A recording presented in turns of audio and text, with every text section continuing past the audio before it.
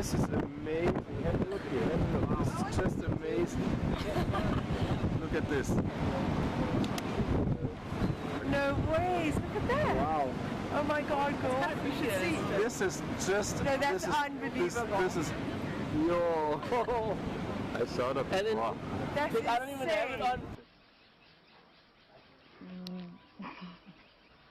Yeah?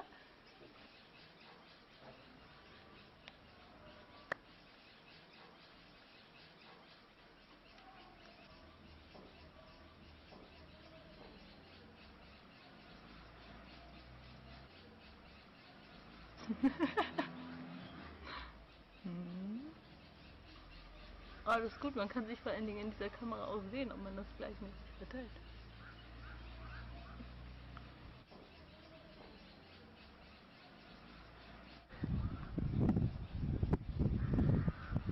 Okay. The first advanced human culture.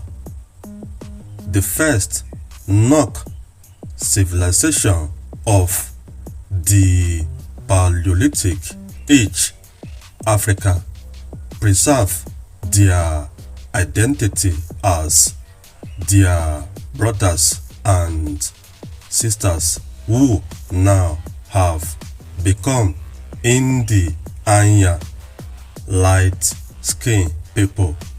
Today we know without any erroneous theories and hypotheses and fictional doctrines, but pure observable fact that if the so-called descendants of the Cro-Magnon race were to immerse in the equatorial regions climatic for less than 2,000 years, they will once again revert to being black people from whom they owe their origin.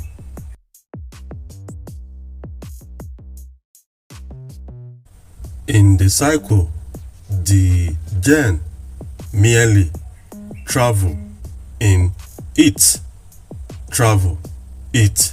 adapted to changes in climate and environment.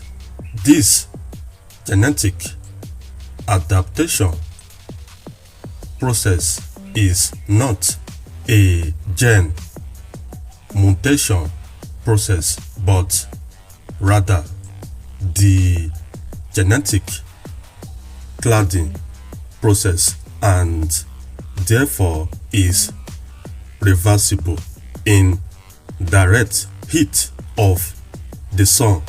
It will shade the skin thickness, and in the cold of winter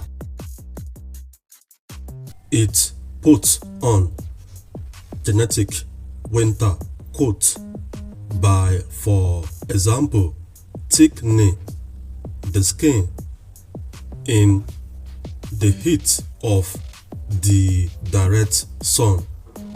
The gene builds up defense against the sun ray by pigmentation of the skin, and in the cold winter region it shades the pigmentation and absorbs what little heat was available.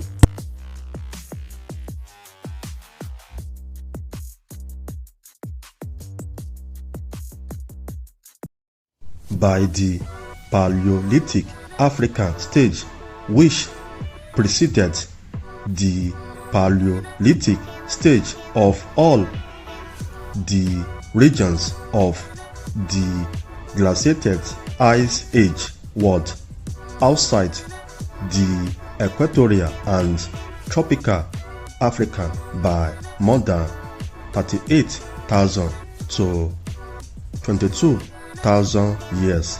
The so-called Bantus were spreading and occupying the world to be continued